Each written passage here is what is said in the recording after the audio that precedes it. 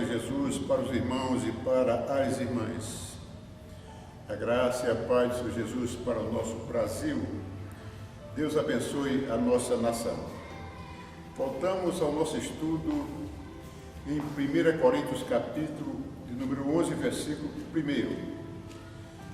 Este assunto se reporta aos anos 55 depois de Cristo para a igreja de Corinto, mas tem muita coisa importante para nós podemos extrair desta lição. O importante é estudar, porque o conhecimento liberta. Versículo 1.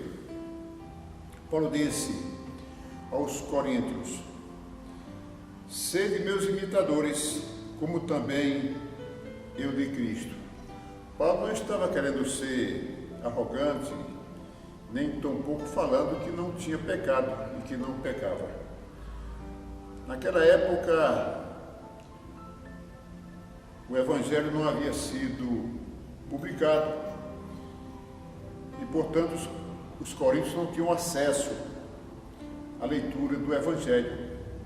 Não havia sido escrito nem publicado. Pois bem, e Paulo se preocupava porque em Corinto havia muita idolatria, muito sacrifício a ídolos. E era meio confuso ali porque os irmãos estavam se estabelecendo na fé. E Paulo, muito zeloso, disse para eles: olha, sede meus imitadores como eu também de Cristo. É bom citar que os coríntios naquela época não conheciam bem a vida de Jesus nem o seu ministério. Por isso Paulo falou: olha, então vocês vêm por mim, observem as minhas palavras, as palavras dos discípulos, porque eles são referência para vocês. Então assim surgiu esse versículo: sede meus imitadores como também eu de Cristo. Também é aplicado aos tempos de hoje. Nós vivemos por referências, por boas referências. Nós chegamos na igreja, um evangelista, um pastor prega a palavra do Senhor e nós aprendemos através daquela ministração e também através da pessoa que nós chamamos de pedagogia oculta. É aquilo que às vezes nós não falamos, mas o nosso comportamento, a nossa maneira de ser transfere uma imagem positiva, uma imagem de que a pessoa tem uma vida regulada pela palavra de Deus, e isso é muito importante. Às vezes nós não falamos, mas a nossa presença marca que servimos ao Senhor. E o versículo número 2 está assim escrito: eu louvo-vos, irmãos, porque em tudo vos lembrais de mim e retendes os preceitos como vos entreguei. A principal preocupação de Paulo era a irreverência na adoração, por causa dos conflitos nas bases culturais entre as mulheres judias e gregas. As mulheres judias costumavam adorar a Deus com a cabeça coberta. As mulheres gregas possivelmente não. Então já dava um conflito cognitivo entre essas duas bases culturais. E Paulo criou regras para os relacionamentos. A regra para os relacionamentos é normal para que as coisas possam acontecer em harmonia.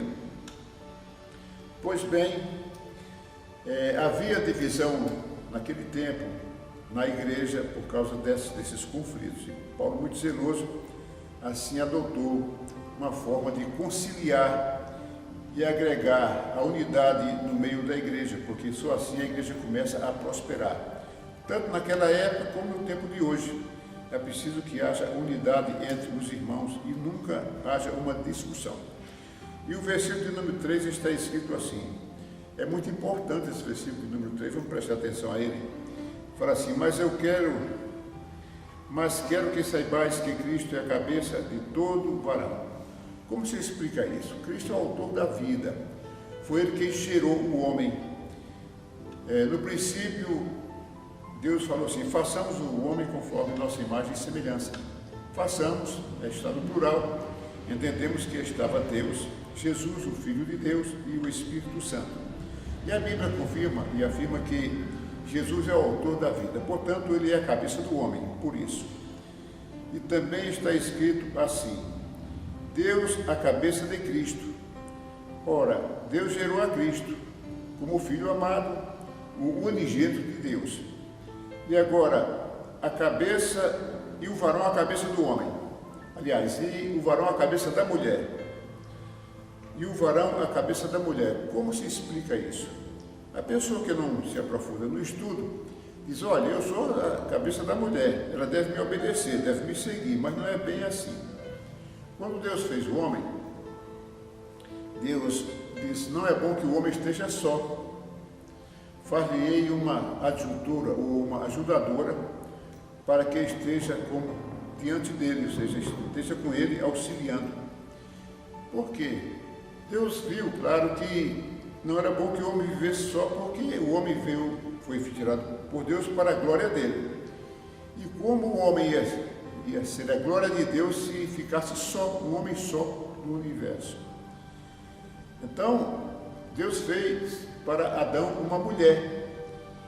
E Adão adormeceu ali, Deus, conforme a Bíblia, extraiu uma costela e fez dessa costela uma mulher para Adão. E assim Adão nasceu primeiro, a mulher nasceu depois. E por isso que a Bíblia diz que o varão é a cabeça da mulher. E o varão é a cabeça da mulher. Então dá para nós entendermos que não é que o homem tenha o governo sobre a mulher, não é isso. Porque a submissão é uma ordem de Deus, é uma ordenação de Deus para que a sociedade possa viver bem. A relação na família, a relação no trabalho, a relação em qualquer parte da sociedade, a submissão. E a Bíblia confirma e afirma que nós devemos ser submissos uns aos outros para evitar conflito, para as coisas andarem bem. Imagine que Deus no tempo, na plenitude dos tempos, enviou Jesus Cristo para salvar a humanidade. Sendo Jesus Cristo Deus, se Jesus Cristo falasse: olha, eu não vou porque eu sou Deus, o Senhor manda aí um anjo, manda o anjo Gabriel, ia dar conflito, ia chocar. Então, Jesus Cristo obedeceu, ele foi obediente e foi submisso a Deus para o plano de Deus funcionar. O plano de Deus e também o plano de Cristo. Porque sendo ele o autor da vida, foi ele mesmo que veio salvar aquilo que criou, que foi o homem e que foi a mulher. E ali nós sabemos a história de Cristo na cruz do Calvário, que ele morreu por causa de nós, né? Ou seja, morreu, derramou seu sangue, porque era a forma que tinha para salvar a humanidade. E ali ele apresentou o seu sangue a Jesus, ao Senhor Deus. Ele, Jesus, como o sumo sacerdote, entregou ao Pai e disse: aqui está o meu sacrifício. E Deus entregou todos nós ao Senhor Jesus. E quando nós vamos a Deus, nós vamos através do Senhor Jesus Cristo. Conforme eu costumo dizer, que ele é a nossa estação segura, que nos conduz ao Senhor. Isso na base do Espírito Santo, na força do Espírito Santo, porque o Espírito Santo é aquele que convence o homem primeiro. Jesus Cristo enviou o Espírito Santo para convencer o homem e enviar o homem a Jesus e Jesus a Deus. E seguindo para o versículo de número 4, assim está escrito: todo homem que ora ou profetiza tendo a cabeça coberta, desonra a sua própria cabeça. Então Paulo falava isso aos coríntios. Cristo não ensinou em lugar nenhum da Bíblia que o homem deve cobrir a sua cabeça para orar ou para pregar a palavra. Mas nós vamos explicar isto no versículo número 7. Fique atento que vem a explicação mais detalhada a respeito desse assunto. E seguindo para o versículo número 5 e 6. 5 e 6 está assim: mas toda mulher que ora ou profetiza com a cabeça descoberta, desonra a sua própria cabeça, porque é como se estivesse rapada. Portanto, se a mulher não se cobre com véu, tosquice também, porque se para a mulher é coisa indecente tosquiar-se ou rapar-se, que punha o véu. Isto era para lá, para aquela época, para aquela cultura. Naquela época, quando a mulher pecava, adulterava e se prostituía, ela raspava a cabeça como castigo. Então, a mulher que passava com a cabeça rapada era vista como uma pessoa que se prostituiu e que adulterou. Logo, era discriminada. E esta mulher com a cabeça rapada na igreja não era uma boa referência. Mas como Cristo veio para salvar o pecador, se chega uma mulher que tem esse problema na igreja, a igreja vai receber muito bem para que Cristo liberte e perdoe os seus pecados. Mas naquela época tinha esse conflito, tinha essa discriminação, talvez discriminação. Então a mulher recebia o castigo, cabeça raspada. Então, para não confundir a adoradora com a mulher que se prostituía, Paulo disse: é bom que deixe o cabelo comprido, que coloque o véu, deixe o véu. O véu aqui não representa um tecido, representa o cabelo da mulher. Então, o modelo cultural da época requeria que a mulher tivesse cabelo comprido, era da cultura da época. Hoje em dia, na igreja, a mulher tem o cabelo comprido, tem o cabelo médio, tem o cabelo curto. Eu nunca vi uma mulher com a cabeça rapada na igreja, não vi ainda não. Mas se chegar com a cabeça rapada, não tem problema, ela chega porque o Espírito Santo a convenceu do pecado, da justiça e do juízo e veio para a igreja. Não é? Normalmente, aqui a gente é outra cultura, aquela cultura já passou. Não quer dizer que hoje continuamos mais do mesmo jeito, não é bem assim. Mas tem um assunto aqui muito importante para nós aprendermos, né? Eu tenho o 5 e o 6, mas fica aqui uma dica, né, para a igreja. A mulher cristã deve vestir-se com ordem e decência, e o homem também, com ordem e decência. Se porventura no culto vier um homem de chinelão, bermuda, camiseta cavada, e começar a adorar a Deus, é normal, a gente aceita, está de camiseta, está de bermuda, começa a adorar a Deus, é normal, porque a conversão é um processo, a pessoa vai crescendo, né, na fé, na graça e no conhecimento, até a estatura de varão perfeito. Então nós aceitamos normalmente. Agora, se essa pessoa assume uma ocupação na equipe de louvor, ele faz parte da equipe de louvor e com a guitarra ali começa a louvar, de chinelão, bermuda e camiseta cavada e o cabelo meio avermelhado, né? Ou cortado só uma banda e a outra não, naturalmente que o pastor ou a igreja vai ficar observando, não vai permitir, porque não é costume nosso, não é costume da igreja permitir assim, porque nós devemos nos vestir com ordem e também com decência. E o versículo de número 7 é um assunto longo, nós precisamos ter atenção e calma para aprender mais um pouco. Para aprender é preciso ter paciência, porque senão não aprende, né? É preciso estarmos com a nossa mente na onda beta, ou seja, com atenção, sem estresse, para que nós possamos aprender melhor. O versículo número 7 fala assim: o varão, pois, não deve cobrir a cabeça, porque é a imagem e glória de Deus. O varão, pois, não deve cobrir a cabeça, porque é a imagem e glória de Deus. Então veja, Paulo fez referência lá do tempo de Adão. Ele disse: olha, Eva não era a imagem e glória de Deus no mesmo sentido de Adão, porque Adão veio primeiro e veio que para a glória de Deus. Agora, sobre cobrir a cabeça, como é que é isso? Aí tem uma explicação aqui. Se o homem usasse um véu ou um turbante, seria uma marca de servidão ou inferioridade, portanto era impróprio que ele aparecesse dessa maneira, mas ele deveria estar vestido de maneira que não obscurecesse ou escondesse a grande verdade de que ele era o representante de Deus. Veja, nós fomos chamados para sermos representantes de Deus, tanto o homem como a mulher. Nós somos representantes de Deus na terra. Se tivesse só Adão, naquela época, que Deus não tivesse feito Eva para reproduzir e surgir as gerações, o nome de Deus não seria glorificado, porque tinha só Adão. Adão ia falar com quem? com a vaca, com o boi, né, com os animais, não. Era preciso falar com os seres racionais. Então, todos nós da igreja, fomos chamados para sermos representantes de Deus na terra. Como assim?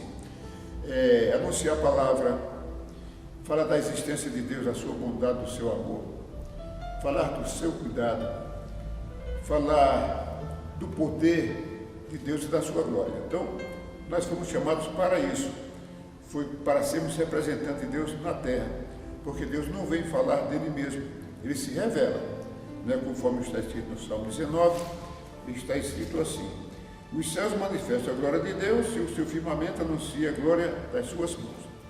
A pessoa que nunca leu a Bíblia olha para o céu e já ouviu falar de Deus e diz: olha, se Deus quiser, eu sei que Deus existe, mas não conhece Deus porque não teve acesso a essa palavra.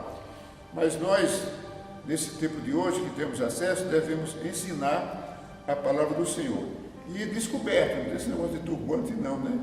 Porque o turbante dá a impressão de que uma escravidão, uma detenção. E Deus, o Senhor Jesus Cristo, veio para nos dar a liberdade nele. Pois bem, e Adão tinha uma superioridade a todas as criaturas, às quais deu-lhes nome. Então, Deus disse: olha, Adão, estão criadas todas as coisas, agora você dá nome aos animais. E Adão disse: vaca, boi, gato, cachorro, galo, e saiu dando nomes aos animais. Uma memória extraordinária. Eu entendo que era o homem mais inteligente de toda a existência, porque teve Deus como seu professor, e na mente de Adão não tinha ruídos, não tinha rasuras, era uma mente livre, era uma energia limpa, né, falando assim. Então Adão tinha uma capacidade extraordinária, né? Então o homem nasceu para a glória de Deus e agora a mulher também. Mas glória de Deus aqui significa o quê?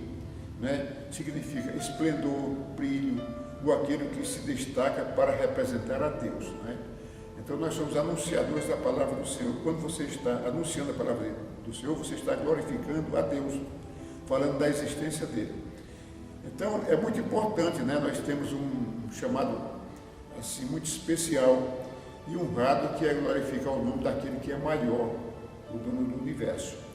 Pois bem, e a parte B do versículo 7 fala assim: mas a mulher é a glória do varão, ou seja, a mulher é a glória do homem. Aí a pessoa que não lê isso aqui direito diz: olha, você é a minha glória, né? Então você deve ouvir o que eu falo, obedecer às minhas ordens, mas não é assim, não é bem assim. A mulher, a glória do homem, vamos ver como é que é isso aqui.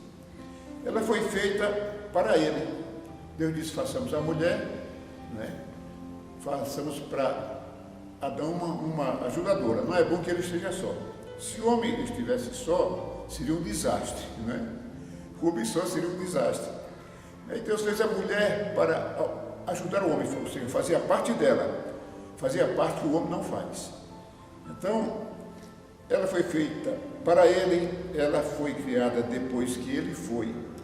Ela foi tirada dele e era o osso do osso dele e a carne da carne dele.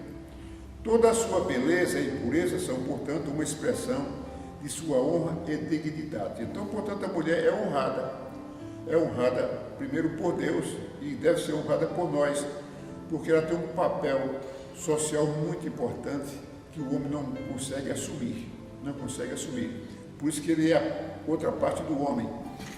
E uma vez que toda essa beleza da mulher foram feitas dele e para ele, então foi feita dele e para ele, ou seja, para ajudar o homem a completar-se, porque o homem só, conforme eu disse, na minha opinião, seria um desastre. Veja que o homem, ele pode ser um médico, ele estuda, é um médico, a mulher também estuda, é uma médica, está cheio de médico e médica, engenheiro e engenheira, enfermeiro e enfermeira, empreendedor e empreendedora, empresário e empresária, que é a mesma coisa, musicista, homem, mulher, tem carreteira, aqueles motoristas de carreta, tem mulher também, pedreiro, tem mulher também, a mulher cozinha, o homem também, a mulher fecunda e depois de 9 meses dá dá luz a uma criança, e o homem não. Olha, o homem já vai ficando para trás um pouquinho, né? A mulher amamenta, o homem não, já perdeu, ó, 2-0 aí, né? Observe que as faculdades hoje estão cheias, né? Mais de mulher do que de homem. A mulher está construindo mais conhecimento, porque é mais ou menos meio a meio homem e mulher, talvez tenha mais mulher do que homem, eu não tenho agora essa estatística. Mas a faculdade era para estar cheia de homem, mas tem mais mulher do que homem. Então veja que as mulheres são ousadas, né? Deus fez a mulher com ousadia para ajudar o homem, porque senão o homem não teria condição de sobreviver. Então veja, o homem então, com tudo isso que eu falei, é superior à mulher? Não. O homem tem domínio sobre a mulher? Também não. O homem é mais importante que a mulher? Não. São iguais? Exatamente iguais. Tem papéis diferentes, né? Na família, a mulher tem um papel diferente do homem, e o homem, portanto, diferente da mulher. Mas os dois são iguais, têm a mesma importância. Temos os mesmos papéis fisiológicos? Não, a mulher é diferente, conforme eu já falei, da gestação. Quem gera a vida? A mulher. O homem gera? Não. O homem fecunda, a mulher gera a vida. Olha a importância, os dois se completando. Ela é mais importante que o homem, por isso também não. São iguais? São. Exatamente iguais. Mas Deus estabeleceu um ordenamento social para que as relações familiares andem em harmonia diante de Deus, diante do Senhor. Porque se desobedecer, não funciona. Mas se a mulher tem um marido agressivo e ele dá ordens que ela não pode cumprir, ela deve obedecer, depois de todo cuidado, depois de todas as tentativas, se não der certo, ela recorre aos tribunais superiores, né? Pede ajuda às pessoas, porque não dá para obedecer à estupidez de um homem. Aí ela deve afastar-se, porque nós estamos falando aqui quando o relacionamento tem uma regularidade, tem uma racionalidade. Quando o relacionamento é bom, é frutífero, é benéfico, aí nós falamos sim. Mas quando a pessoa impõe sobre o outro, é necessário pensar, tanto a mulher como o homem, porque não dá para viver assim, porque Deus não fez o homem para maltratar a mulher e nem a mulher maltratar o homem. Portanto, vamos ler os versículos de 10 a 12.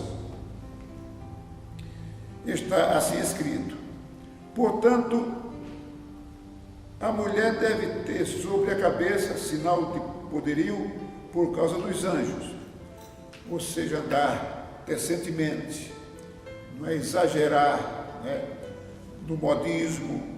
Ela deve ter um equilíbrio nisto, porque ela é santa diante de Deus, ela é separada dessas coisas, dessas tendências, né?